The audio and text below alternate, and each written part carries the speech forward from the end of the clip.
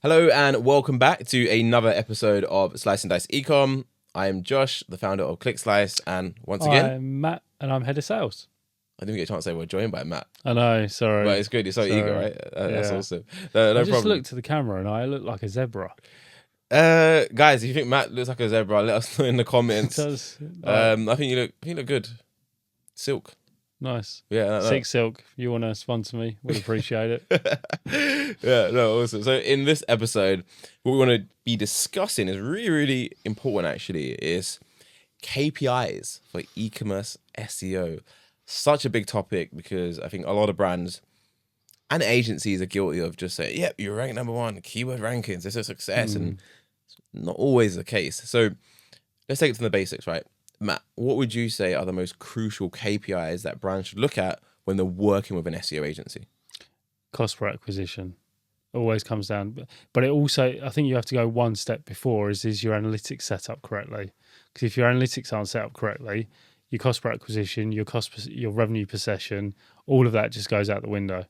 So KPIs, if you look at it from an SEO agency, if you're starting with an SEO agency, your first KPI is ranking. Are you seeing an increase in ranking month on month? Yes, you are. The next thing you need to look at is traffic. Is the traffic starting to come through? Yes, it is. When the traffic hits the website, what landing pages is it going to? Or is it, if it's just going to informational landing pages, there's low commercial intent, so you won't get as much from it. Once you then look at that, you then need to look at, right, is any of that traffic converting to sales? So then you start building a CPA against what your SEO is. But also in analytics, you need to look at not only the per channel revenue, you need to look at the cross channel revenue, because if someone comes through on day one through organic search through your term, but day three comes back through PPC through your brand, then actually they wouldn't have known about you if it wasn't for the organic touch point. So I do think that there's multiple ways, but if it's brand new, first thing is ranking, second thing is traffic, third thing is what is that traffic doing to the website? So then you're starting to look at it, revenue per session, and then what the cost per acquisition is.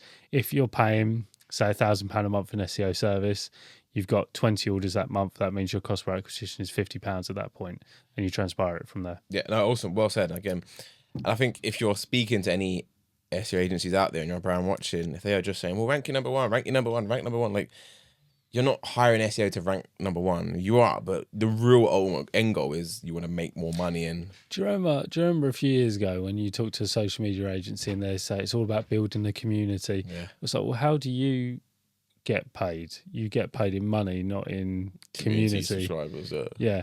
Obviously, social media's moved on so much that obviously building communities, you get the money, that does come through. But essentially what you need to look at is obviously from this time is that the money has to come from the traffic. The traffic has to be provided in a way that it's going to convert. One of my pet peeves is that when brands speak to agencies, I've heard this so many times, and they're like, listen, the SEO is working, your traffic is increasing, your sales are flat. Don't worry about that, Tom. Your traffic's going up and your brand awareness is getting bigger and bigger and bigger. And I'm like, Tom, I can't pay my mortgage with brand awareness. No. I need money. Nike can pay for brand awareness. We can't. I need money in my account. No, exactly. So, that's brand awareness for me is just the biggest turn off going. Yeah. It's when someone says, it's all about brand awareness. Yeah, that's great if you're Adidas or Nike because you got McDonald's, you got budget. Yeah. There's a brand awareness budget. Not if you're actually trying to make revenue.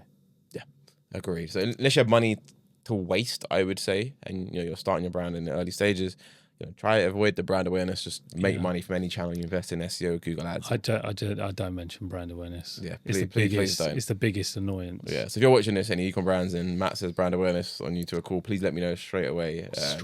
Complaints at P45 straight away. Cool. So how do you differentiate between vanity metrics and meaningful KPIs? Because we know what's important, right? But if a brand doesn't really know this, they can end up in a lot of situations where agents are saying, yeah, we'll rank you number one, we'll give you this dashboard, your charts going up. Like, how can you really differentiate? So I'll give you an example. So it's important because it's one that is actually quite close to my heart. So as you all know, when I was back, I used to work for a huge watch organisation called Watchfinder. We ranked number one for watches.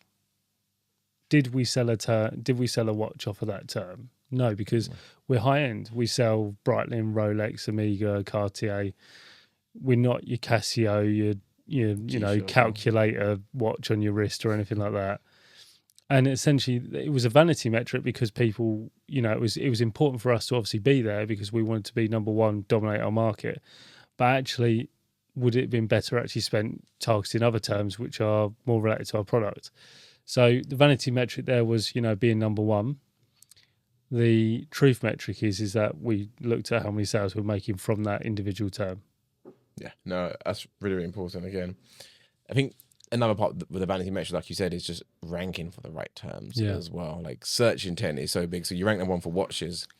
That's great. Even if you sold cheaper watches, I guess you would sell some, but not as many than if you ranked for maybe cheap black watches or cheap green watches, like very specific, more longer tail terms that have more search intent. Well, there's a decking company that we work with, and they found out that colours make a massive difference in terms of their stock. And when people actually go and, someone actually typing in an actual specific colour, they're pretty much on their way to buying that decking. They know what they want. They know what they want. So effectively, even though they still want to be number one for decking, which we will get there, and we will get them number one for decking, but I also want to get them number one for green decking. I want to get them number one for red decking, grey decking, and so on and so forth. Because there's that extra, someone's actually taking a bit more time to think, right, no, I want grey decking. And that's a massive thing. Yeah, and that's the beauty of doing enough keyword research to identify what people search for, and you can prioritize what you target based on the search volume. We spent hours and hours in our proposals doing keyword research. Like literally, I think I talk to you most evenings just saying, oh, I'm just doing this keyword research. And you're like, well, it's like 8:00 at night. I'm like, yeah, great, perfect, move on. And then it's just one of those characteristics that the more research we do behind it will actually mean that we don't have to do as much work when you take it on board. It's done already. Yeah, for sure. So next one I want to touch on to is how can e-commerce brands track and interpret conversion rates from organic search? So it's all about attribution within analytics. And also you may look at solutions like Triple Whale where there's multiple attribution. As long as your analytics are set up correctly, and that is a big thing in itself, because all of the analytics, with GA4 coming in and obviously embedded conversions and that kind of thing, enable conversions and modify that within the shopping sector, within the ecom sector, it's made a massive difference. So you really need to make sure the analytics are on point. Without that, you're just shooting in the dark. Awesome. I guess what ties on to that is obviously organic revenue and conversion is predominantly based on AOV, right? Your average order value. So how important is AOV for brands to determine whether I would SEO argue that LTV successful? is actually more important than AOV, because AOV is great, but obviously you could be selling a lot more of a smaller item because it's on special offer that week. So actually your AOV then for that week goes out.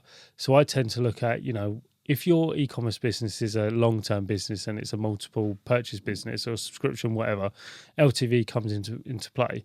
If it's sort of like you're selling sofas, obviously that's a purchase people will do every so often. Yeah. So then you need to look at add-ons and that will increase your AOV. So it's looking at where your base AOV is to then build that up. Yeah, I think it's really good actually. I'm actually in the process, as I told you before the podcast I recording, of acquiring an ecom brand and subscription based. Which is very different to what you normally do. Yeah, it's like the other side of the fence, right? But we use our team, we can Other side of the fence, you're based in a different country. Yeah, exactly. Another planet, right? But no, that'd be great to use our team, kill that campaign, get a crazy case study, more social proof. And like I said, there's not any other ecom brand out there or ecom SEO agency that owns an ecom brand because most of them don't know what they're doing, which is the harsh reality. And that's actually quite expensive as well. The niche that you're going into, which is in suspense. Yeah, well, I'll reveal it one day. Yeah, there'll be a whole case study series on the website for you guys to follow along, which would be awesome. But going back to what I was trying to say, that it's a subscription base, and I spoke to the owner on Tuesday, and the average subscriber stays subscribed for 7.5 months, which is pretty decent because the product they sell is about £30. So the lifetime value is actually pretty high. So that gives you a lot of room to play in terms of marketing, test new things. So really, really excited times. So I think, really, really well touched on about LTV over AOV. Because too many brands get stuck on AOV, and they miss the larger picture. Because if you acquire a customer that 1 month and they spend £30, and you think, I spent 10 grand on SEO, we made 60 grand back. It's a good ROI, but no, you actually might have made more because you've now acquired that customer for lifetime, and there's no more SEO spend to get them back. They know who you are. Yep. One of the best companies that I've ever worked for is a cleaning company, and they sell cleaning products. They're fantastic. They're based in Kent, and they rely heavily on LTV because, they say, right, they're spending X on this, and actually the LTV in that business is so big because it's B2B that you just need one really good contractor or one facilities management company or that, and it can justify it for the rest of existence. Awesome. Cool. So what about maybe KPIs that are often overlooked that are actually quite important? So LTV, like you said, is really good overlooked. Are there any more you can think of? I think revenue per session is also overlooked as well, and also looking at where the sessions are coming from and actually making sure that you're backing that back down. To be honest with you, I remember actually someone doing a pitch to someone else, and the reason why this company went with them is because they actually answered it true. And the question was, what is the most important thing for an e-commerce brand when they're actually, taking an agency? What metric is important? Their reply was CPA. CPA. And it's true because at the end of the day, if your cost per acquisition, if without the LTV taken into account at this point, is too high or continuously too high, then everything else doesn't really matter. Doesn't make sense. No. So for me, the main metrics are obviously CPA, revenue per session, LTV if you've got an LTV, business, and then if you look at it on a granular level within SEO, also using tools like Ahrefs, SEMrush to actually look at things like, competitor analysis. Have you gone up against your competitors that month? How do you look within your own marketplace? And that's something that I think is important.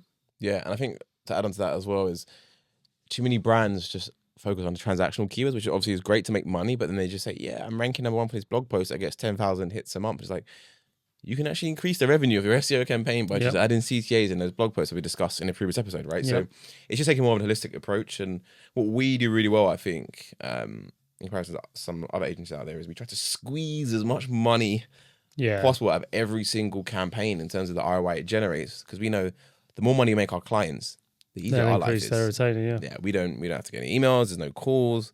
They want to double retainers, and it's just a much more sustainable way to approach SEO. Yep. Completely agree. So there you have it, guys. I hope you enjoy that and got a lot of value from that. So if you're on the fence and you're not sure about should you go for SEO, is it going to make your brand money, make sure you go through the answers we said in this podcast so you can figure out what is best for your brand and make sure you don't make any bad decisions. Remember, good SEO is not cheap and cheap SEO is not good. So on that bombshell, I'll leave you with that, and I look forward to catching up with you in the next one. Thanks for watching. See you later, guys.